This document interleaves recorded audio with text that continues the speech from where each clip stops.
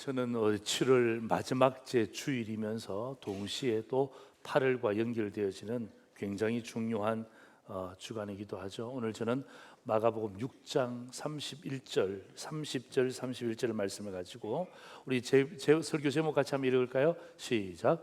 주님 쉬고 싶습니다 라는 제목으로 주의 말씀을 함께 나누고자 합니다. 제가 여러분에게 세 가지를 이야기할 거예요. 여러분들이 진단하시면 됩니다. 제가 세 가지의 단어를 제가 여러분에게 드리는데 여러분들이 제 이야기를 잘 들어보시고 나는 1번이다, 나는 2번이다, 나는 3번이다 그렇게 진단하시면 됩니다. 그 진단을 가지고 오늘 우리가 주의 말씀을 함께 받으면 좋을 것 같아요. 자, 세 가지는 이것입니다. 하나는 뭐냐면 스트레스입니다. 하나는 탈진이죠. 우리가 요즘 번아웃이라고 많이 이야기합니다. 번은 탔다는 말이에요. 아웃은 모든 것, 바깥까지 다 탔으니까 뭐예요? 이게 탈진된 상태를 이야기하는 거예요. 세 번째가 뭐냐면 우울증입니다. 이건 제가 연구한 것이 아니고 의사 선생님들이 연구한 것을 토대로 제가 여러분에게 말씀을 함께 나누는데, 먼저 여러분이 내가 지금 첫 번째 단계인가 두 번째 단계인가 세 번째 단계인지를 점검해 보시라고요. 자, 스트레스. 여러분, 이 스트레스는 일상생활 가운데 주어지는 것이래요. 원인이 정말 다양하답니다. 그런데 이 스트레스는요, 그 나만이 알고 있는 원인도 있다는 것입니다. 나에게는 스트레스인데 저 사람에게는 스트레스가 아닐 수 있잖아요. 예를 들면 이런 거죠. 저는 남들 앞에 가서 인사하고 하는 것 뭐 별로 어렵지 않습니다. 스트레스 한 번도 받아본 적이 없습니다. 그런데 우리 성도들 가운데, 또 특별히 우리 새가족 가운데 앞에 나와서 인사한다든지 그 자리에서 서서 인사하는 것을 도무지 감당하지 못하시는 분들이 계세요. 막 손사래를 칩니다. 목사님, 그것만 안 하면 안 됩니까? 저는 뭐라 그러죠? 그것만 하시면 안 됩니까? 저에게는 스트레스가 안 되는데 그 성도님에게는 굉장한 스트레스가 되는 거예요. 여러분, 이런 스트레스는요, 일시적이래요. 일시적이고 그 다음에 일반적이에요. 그래서 이런 부분들은 이 혼자 해결이 가능한 정도라는 것입니다. 여러분, 우리가 살면서 스트레스 없는 사람 아무도 없잖아요, 그죠? 이런 부분들은 일시적이고 아주 일반적이고, 그리고 또 스스로가 잘 조율할 수 있는 상태를 스트레스 단계라고 합니다. 두 번째가 뭐냐면 탈진 상태예요. 이건 번아웃을 이야기합니다. 이 번아웃은 뭐냐 하면 이것 또한 일상생활에서 온대요. 근데 이것은 단기간이 아니라 기간이 굉장히 중단기적으로 길어진답니다. 그리고 여러분, 이 번아웃은요, 업무로부터 과부하가 걸릴 때 가장 많이 나타난대요.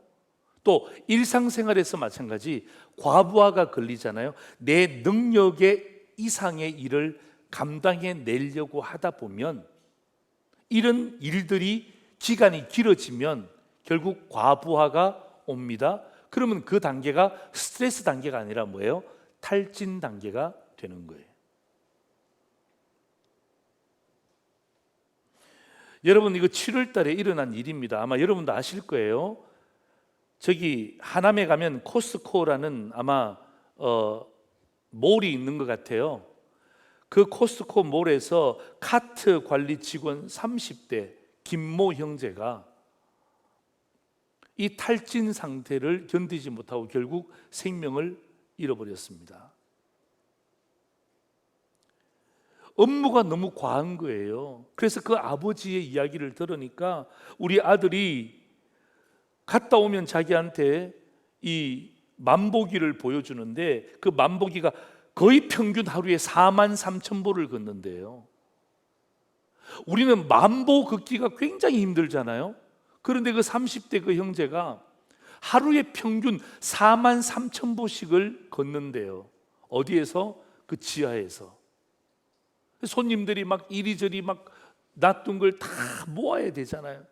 기억나시죠? 막 그 카트를 막 길게 쫙 연결해서 또 갔다 오시는 그런 분들이 제가 생각이 나더라고요. 너무너무 가슴이 아팠어요. 여러분, 그 아버지는 마음이 어떨까요? 그래서 여러분, 이런 과부하가 걸리잖아요. 그러면 어떡합니까? 일상의 피로감이 확 밀려와요. 순식간에 옵니다. 그냥 조금 있는 피로가 아니라 이 피로감이 확 밀려오면서 무기력증이 탁 나타난대요. 그리고 모든 게 다 하기 싫대요. 이 육체적인 부분들이 굉장히 많다는 것입니다. 이게 여러분 탈진 상태입니다. 여러분, 이 탈진 상태는요, 자기 스스로 해결할 수가 없대요. 자기 스스로 해결할 수가 없고 누군가의 도움을 받아야 된대요. 예. 누군가의 도움을 받지 않으면 결국 어떡합니까? 생명을 잃어버리는 경우가 종종 있다는 것이죠. 세 번째가 우울증입니다. 이 우울증도 마찬가지예요. 일상생활에서 거의 대부분 찾아온대요. 일상생활에서 거의 대부분 찾아오는데 이건 좀 다르대요. 이건 굉장히 심리적이고 생물학적이고 그 다음에 사회적인 요인이 겹쳐서 온다는 거죠. 예를 들면 시댁과 친정의 관계, 그런 데서 오는 이 우울증은 굉장히 복잡하대요. 예. 해결해 주려고 해도 어떡합니까? 사회적 요인이 거기에서 뒤섞여 있기 때문에 이거 정말 해결하기가 굉장히 어렵다는 것입니다. 이건요, 감정의 문제예요. 육체의 문제가 아니에요.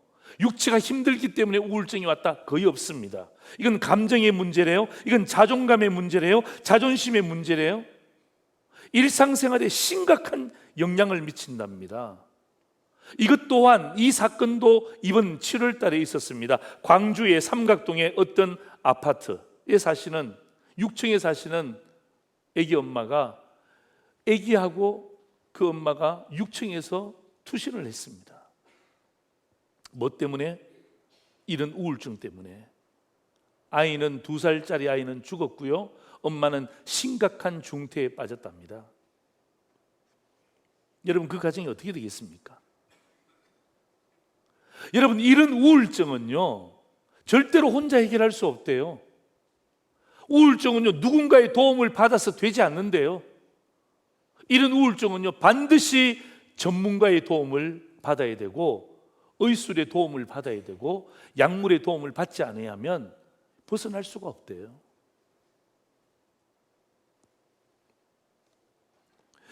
여러분은 지금 어떤 단계에 있습니까?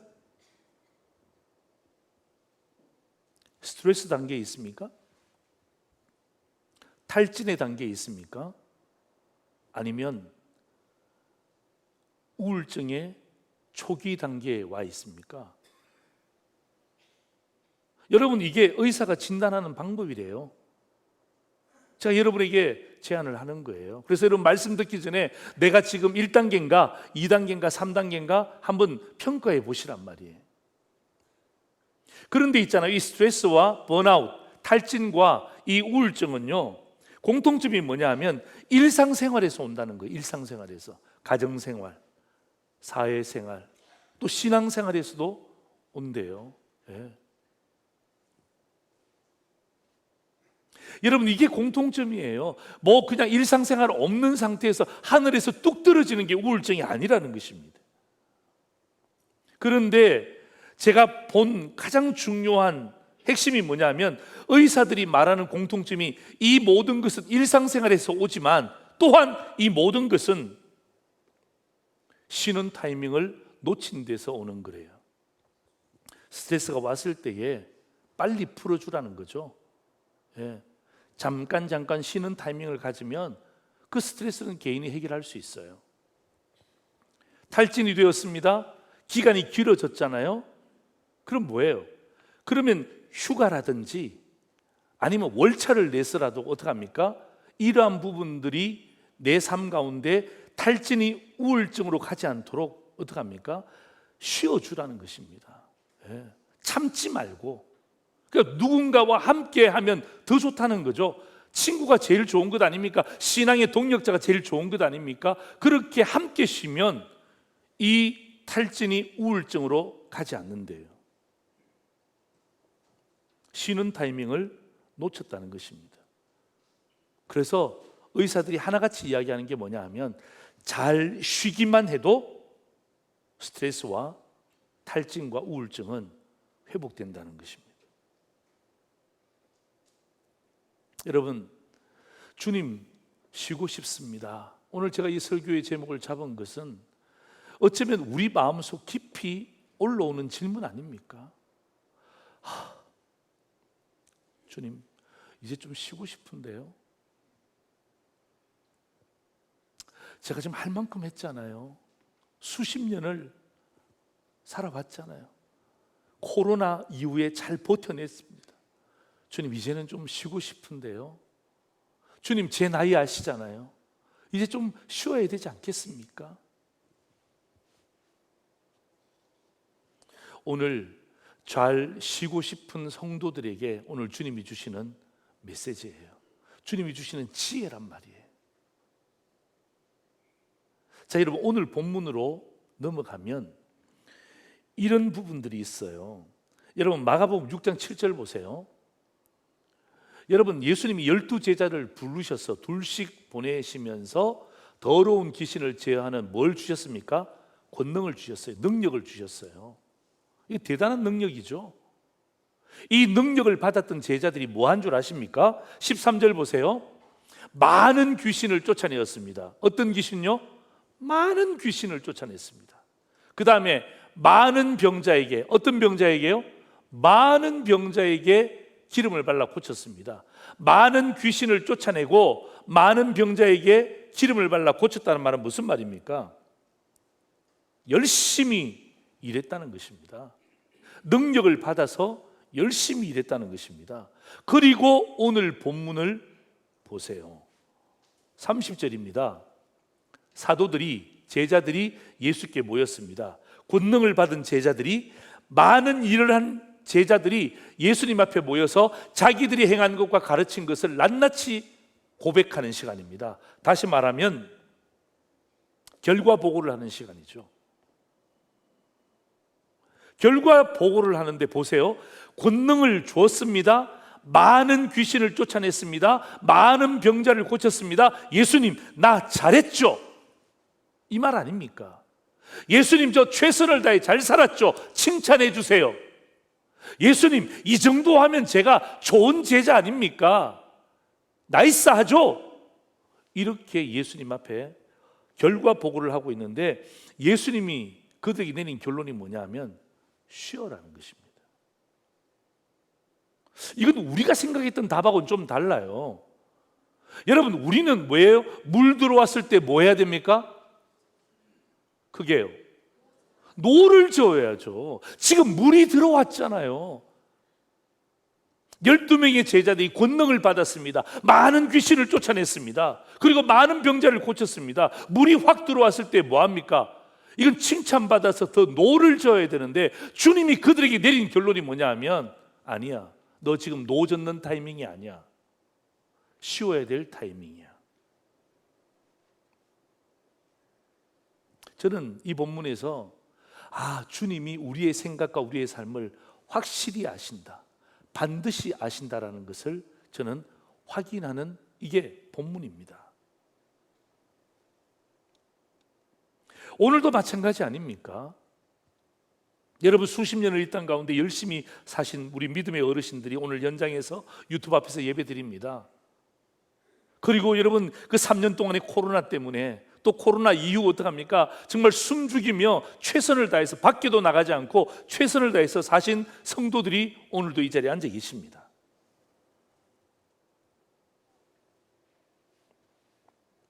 지금 휴가철이 되어서 많은 사람들이 휴가지로 가고 있는 시점입니다. 주님, 저도 쉬고 싶습니다.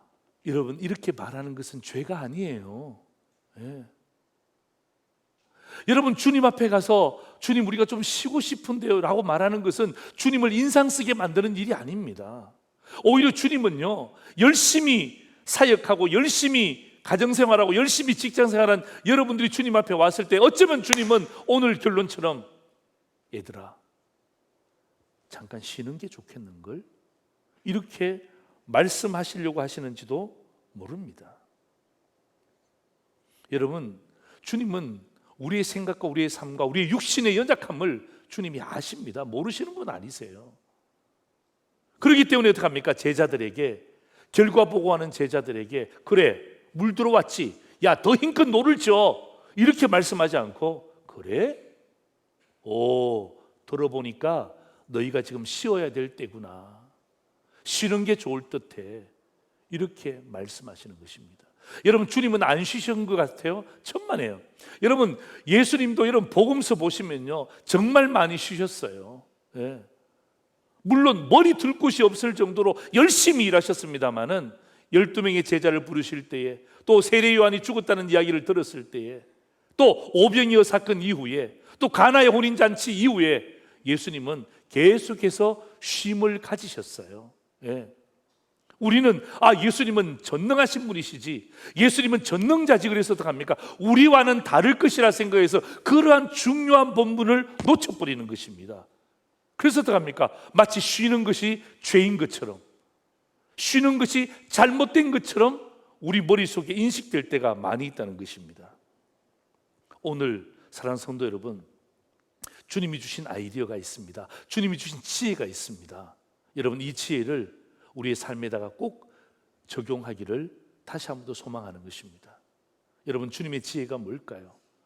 오늘 여러분 정말 이 무더운 여름, 복잡 다양한 이 사회를 살아가면서 여러분 정말 쉬고 싶지 않습니까? 그럴 때 오늘 예수님이 우리에게 주신, 그들에게 주신 그 제안을 오늘 저는 여러분에게 드리는 삶의 지혜로 함께 나누어서 말씀을 함께 나누고 싶습니다. 첫 번째입니다. 우리 같이 한번 읽겠습니다. 시작. 장소의 변화가 필요하다는 것입니다. 여러분, 쉬는 것은요 장소의 변화가 필요한 것입니다. 남자에게 묻습니다. 성도 여러분, 제일 맛있는 밥은 뭐죠? 집밥입니다. 집밥. 예. 우리 아내가 요즘 막 그냥 음식이 그냥 만드는 기술이 늘어나가고 집에서 먹는 게 제일 좋고, 밖에 나가면요 덥고 돈 들고 저는 막 그냥 집밥이 제일 좋아요. 틀린 말은 아닙니다만은 그닥 맞는 말도 아닙니다.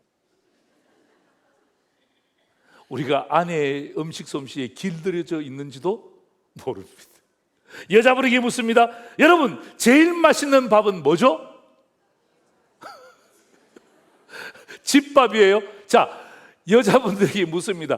제일 맛있는 밥이 집밥이다. 손 들어 보십시오. 예. 한 분이 손 드셨어요. 예. 여러분, 제일 맛있는 밥은 남이 해주는 밥이에요. 남이 해주는 밥. 예. 남이 해주는 밥. 여러분, 남이 어디서 해줍니까? 다른 곳에서 해줘요. 다른 곳에서 해주는 밥이 그게 뭐 영양가가 있다 없다 이걸 떠나서 제일 맛있대요. 제일 맛있대. 예. 내가 안 해서 그런 것도 있지만 뭐예요? 장소가 바뀌었다 이 말이에요. 장소가. 예? 장소가 바뀌었다 이 말이에요. 최근에 저와 제 아내가 이 사당동에 떡볶이집을 발견을 했어요. 예. 떡볶이집을 발견했는데 제 아내가 너무 떡볶이를 좋아합니다. 얼마 전에 결혼 기념일이었는데 어디 갔을까요? 떡볶이집을 갔습니다. 저는 감사하죠. 주님께 늘 감사하니까. 예. 떡볶이집을 갔어요. 이게 우연히 발견했습니다. 원래는 냉면을 먹으러 갔다가 그 냉면집이 문이 닫혀서 돌고 돌다가 가다 보니까 밤이 늦어졌어요. 그런데 불이 켜져 있는 거예요. 떡볶이집이에요. 제 아내가 좋아하니까 저기 가볼까?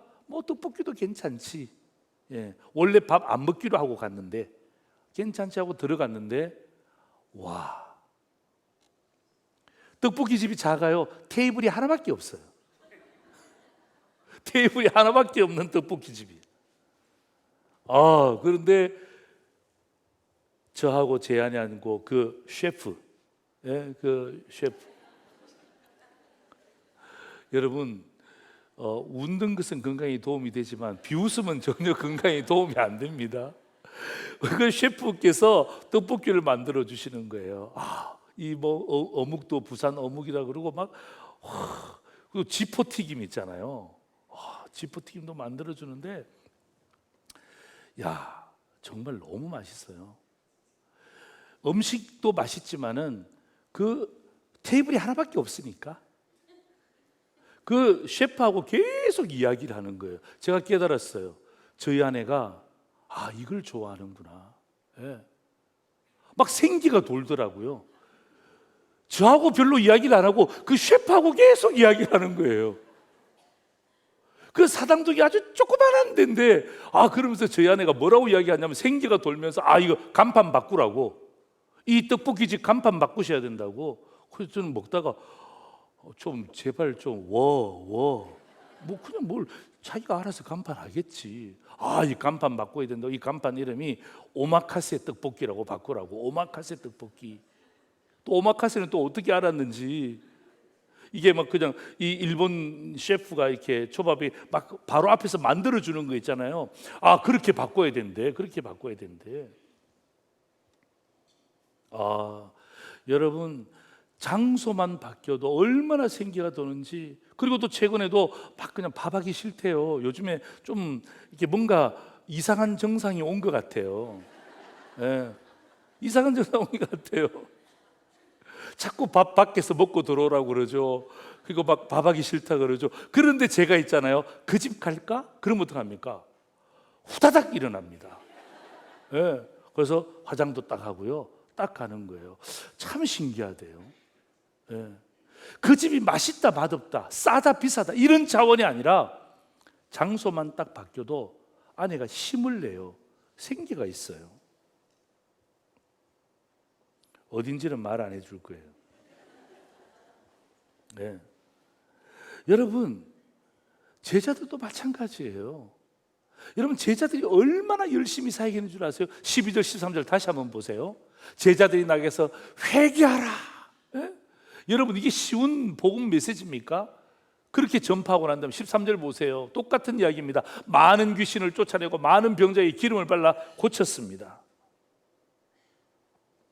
여러분, 전파하고 쫓아내고 고치는 것이 제자들의 사역이었더라고요. 그런데 그 제자들의 모습을 본 예수님께서 이렇게 말씀하셨어요. 따로 한적한 곳으로 가라. 예. 이 말은 무슨 말이에요? 장소를 바꾸라 이 말이에요. 예. 예수님 저 잘했죠? 저 최선을 다했죠? 저 괜찮은 사람이죠? 라고 이야기했는데 예수님이 거기에 대해서 칭찬하는 것이 아니라 너 장소 바꿔야 돼. 왜요? 여러분, 제자들이 얼마나 사람들에게 눌려 있었습니까? 얼마나 사람들에게 치였습니까? 얼마나 많은 사람들에게 복음을 전했습니까? 그러니까 어떡합니까? 한적한 장소로 바꾸라는 것입니다. 사람이 없는 장소로 바꾸라는 것입니다. 왜냐하면 성경 보니까 이렇게 돼 있어요. 오고 가는 사람도 많고 식사할 겨를도 없을 만큼 일을 한 거예요. 주님이 내린 처방은 정확한 처방이에요. 예, 한적한 곳으로 가라. 여러분, 이게 주님이 우리에게 주신 지혜 아닙니까? 여러분, 장소만 바꿔도 있지 않습니까? 생기가 돌아요. 여러분, 장소만 바꿔도 사람만 만나지 않아도 어떡합니까? 어떤 의미에서는 살맛이 납니다. 여러분, 주님이 열심히 일한 제자들에게 내린 지혜의 진단이죠. 여러분, 이 지혜의 진단은 오늘 열심히 살고 있는, 누구보다 열심히 살고 있는 상도제의 성도들에게 내리는 똑같은 진단 아니겠습니까? 저는 이 말씀을 보다가 열왕기상 19장 엘리야 사건을 바라봅니다. 여러분, 엘리야가 선지자입니다. 복음 전했습니다. 엄청 지쳤어요. 여러분, 선지자의 역할이 무엇입니까? 복음을 전하는 역할 아닙니까? 그런데 이 선지자가 엄청나게 지쳐있을 때 하나님이 어떻게 한 줄 아십니까? 장소를 딱 바꾸어 주셨어요. 예. 복음 전하는 그 길거리, 또 이세벨 앞에서 복음을 전했을 때의 그 엄청난 압력, 그런 것에서 하나님이 딱 바꿔주신 게 뭡니까? 장소를 바꿔주신 거예요. 장소를 바꿔주셨어요. 어디입니까? 로뎀 나무 아래로 딱 바꾸어 주셨어요. 여러분, 그 열왕기상 19장 4절에 보면요, 여러분 이 장소는요 복잡한 도시에 있는 장소가 아닙니다. 광야입니다. 정확하게 이야기한다면 광야에서 하루길을 들어간 장소. 거기는 사람이 없습니다. 광야만 해도 사람이 없습니다. 그런데 하루길을 들어간 한적한 장소입니다. 한적한 장소입니다. 여기에서 하나님은 그에게 천사를 만나게 하셨고요, 새로운 힘을 얻게 하셨어요. 사랑하는 성도 여러분, 오늘 저희들은요 정말 주님 앞에 우리 저기 끝에서 올라오는 질문이 있잖아요. 주님, 쉬고 싶습니다. 그럴 때 주님이 오늘 우리에게 주시는 그 지혜는요, 장소를 바꾸어 보렴.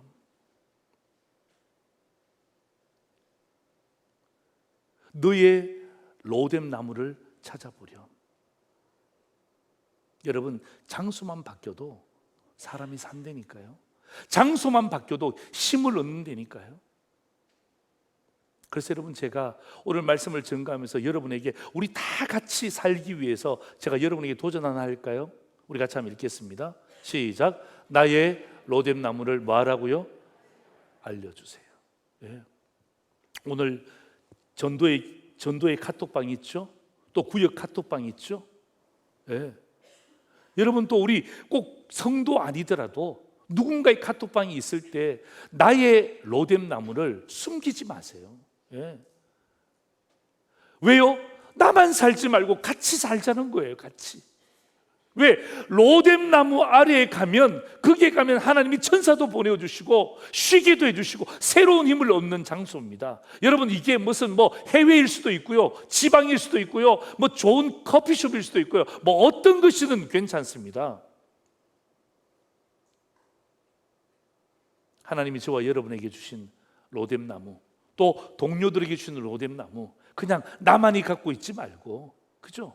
서로 함께 오픈해서 나도 살았던 것처럼 당신도 살았으면 좋겠습니다. 탈진한 성도가 이 장소를 바꿈으로 인하여서 탈진이 아니라 스트레스로 내려간다면 이건 너무 귀한 거예요. 여러분, 우울증 걸려있어 우울증 때문에 진짜 고민하는 그 귀한 우리 지체들이 이런 로뎀 나무를 통하여서 발견되어지면 우울증이 번아웃으로, 이 번아웃이 어떻게 합니까? 스트레스로 바뀌지 않겠습니까? 그러면 결국 내가 조절할 수 있는 능력이 생긴다니까요. 여러분, 쉬고 싶습니까? 집에서 안 됩니다. 집에서는요 내가 할 일이 너무 많아요. 예. 집에서는요 그냥 눈에 보이는 게 다 일입니다. 장소를 바꾸시는 결단이 있기를 주의 이름으로 다시 한 번 더 축원합니다. 여러분, 여기에 돈을 쓰세요. 여러분, 여기에 시간을 투자하세요.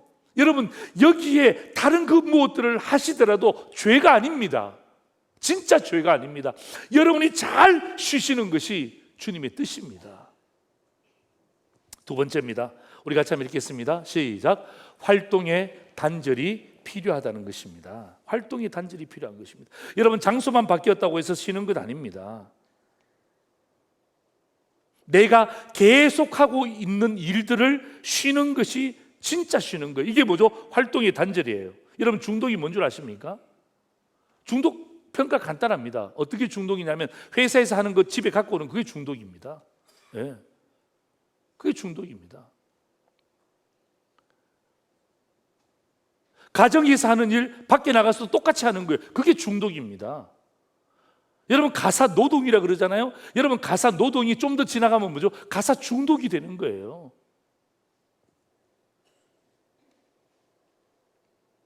그래서 우리 남편들이 여보, 이 더운 여름에 쉬어 말만 하지 말고 쉴 수 있도록 어떻게 합니까? 장소를 바꿔주고 활동을 단절할 수 있도록 제시해 주는 것, 그게 진짜 사랑의 표현 아닙니까? 여보 사랑해. 몇십 분 말하는 것보다도 장소를 탁 바꾸어주고 아내가 하고 있는 그 활동에 대해서 단절을 선포해 주는 것. 예. 그게 뭐죠? 그게 진짜 쉬는 것이고 그게 진짜 아내를 사랑하는 것이죠. 여러분, 중요한 것은요, 보세요. 오늘 본문에 예수님께서 뭐라고 이야기하냐면 너희는 따로 한적한 곳으로 가라. 장소를 바꾸라는 말이죠. 그 다음에 메시지가 뭔지 이렇게 이야기합니다. 잠깐 쉬어라는 것입니다. 이게 중요한 거예요. 영원히 쉬면 안 돼요. 계속 쉬면 안 돼요. 푹 쉬면 안 돼요. 예수님이 하는 메시지의 핵심이 있잖아요. 왜 예수님이 야 얘들아 한적한 곳에 가서 푹 쉬어라 이렇게 말씀하지 않고 한적한 곳에 가서 뭐라고요? 잠깐 쉬어라고 하는 거예요. 여러분 왜 잠깐 쉬죠? 쉬는 이유가 무엇입니까? 그 다음에 내가 해야 될 일들이 있습니다. 여러분 직장생활 하시는 분들이 잠깐 쉬잖아요. 활동의 단절을 가져왔잖아요. 영원히 쉬면 어떻게 경제생활을 어떻게 합니까? 잠깐 쉬고 난 다음에 어떻게 합니까? 다시금 그 일로 가야 되기 때문입니다. 주님이 그거 모르시는 것 아니에요. 너 직업 바꿔라, 너 삶의 패턴 바꿔라 이렇게 말씀하지 않고 잠깐 쉬도록 해라. 왜요? 잠깐 쉬어지면 힘이 나잖아요. 그리고 어떻게 합니까? 자기의 할 일, 자기의 목표가 또 있는 거예요. 자 여러분 제가 다시 구약으로 돌아가 볼게요. 여러분 열왕기상 19장이 엘리야 사건에 대한 이야기인데요. 로뎀 나무로 장소가 바뀌었어요. 하나님이 바꿔주셨잖아요. 그런데 여러분 엘리야가 복음 전하는 일을 하다가 쉽니다. 활동의 단절을 가지고 옵니다. 자 여러분 열왕기상 19장 5절 7절인데 보세요. 로뎀 나무 아래에 뭐 했다고요? 누워 잤답니다. 아니 이게 말이 되는 이야기입니까? 교역자가 누워 자빠져 자고 있다니. 벌떡 일어나야지. 아니에요. 로뎀 나무 안에서는요 자고 있는 거예요. 천사가 그를 어루만지며 그에게 이르되 일어나서 뭐 하라고요? 먹으라고 합니다. 음식을 주면서 뭐라고 합니다. 6절 보세요. 본적 머리맡에 숯불에 구운 숯불갈비와 한 통 물이 있더라. 뭐 떡이 우리한테 별로 도움이 안 됩니다. 숯불갈비가 도움이 되지. 한 병 물이 있더라. 이에 먹고 마시고 뭐 했다고요? 또 자! 다시 누웠더니 7절 보세요. 여호와의 천사가 또 다시 와서 어루만지며 이르되 일어나 먹어라. 내가 갈 길을 다 가지 못할까 하노라 하는지라. 난 저기에 제 마음에 주의 마음이 탁 들어왔어요. 보세요. 여호와의 천사가 또 다시 와서 어루만지며 이르되 그 다음 같이 읽을까요? 시작. 일어나 먹어라. 내가 갈 길을 다 가지 못할까 하노라. 여러분 잠깐 쉬는 이유가 무엇입니까? 네 갈 길이 있기 때문에 잠깐 쉬는 거야.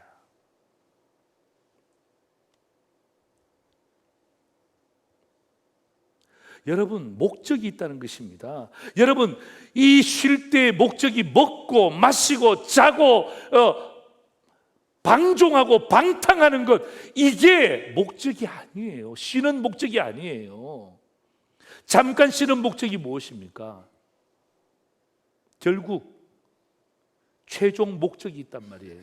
여러분 엘리야의 최종 목적이 뭔 줄 아십니까? 천사가 자게 하고 먹게 하고 깨워주고 난 다음 결국 어떻게 합니까? 하나님의 산 호렙산에 갈 수 있도록 만들어주는 거예요. 여러분 엘리야의 최종 목적이 무엇입니까? 호렙산에 가는 거예요.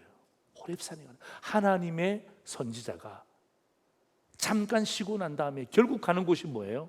하나님이 거하시는 산 호렙에 가는 거예요.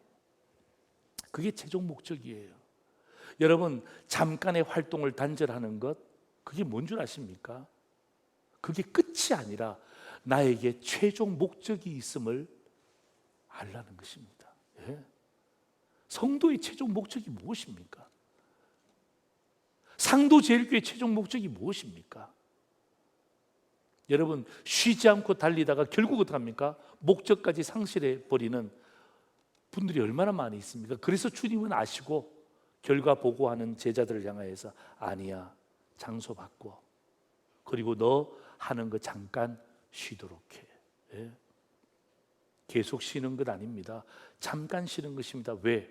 내가 가야 될 길이 있거든요.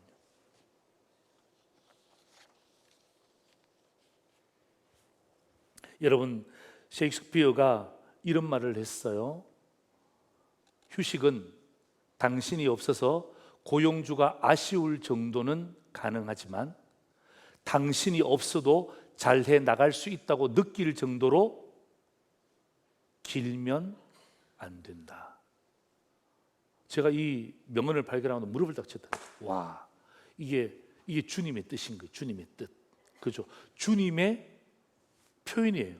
휴식은 당신이 없어서 고용주가 아쉬울 정도로는 괜찮아요. 예. 김 과장 아직도 휴가야? 조 부장, 야, 며칠 때 지금 휴가야? 빨리 와야 되는데. 이건 참 좋은 거예요. 그런데 당신이 없어도 잘해 나갈 수 있다고 느낄 정도로 기로 뿌리면 안 돼요. 휴가야? 그냥 뭐 계속 휴가하라 그래. 집에서 계속 쉬지. 김 부장, 김 부장이 안 나와도 우리 일 되게 잘 되던데, 오히려 매출이 올랐던데. 그러면 안 된다는 거예요. 그러면 안 된다는 거예요. 잠깐 쉬는 이유가 무엇입니까? 나의 최종 목적이 있잖아요. 최종 목표가 있어요. 네. 최종 목표가 있기 때문에 잠깐 쉬는 거예요. 사랑하는 성도 여러분, 오늘 저는요, 오늘 이 본문의 말씀을 통하여서 정말 주님의 지혜를 여러분들이 꼭 적용하기를 주의 이름으로 축원합니다. 예. 오늘 이렇게 말씀을 듣고 난 다음에도 그래도 집밥이 최고야. 그럼 어떡하겠습니까?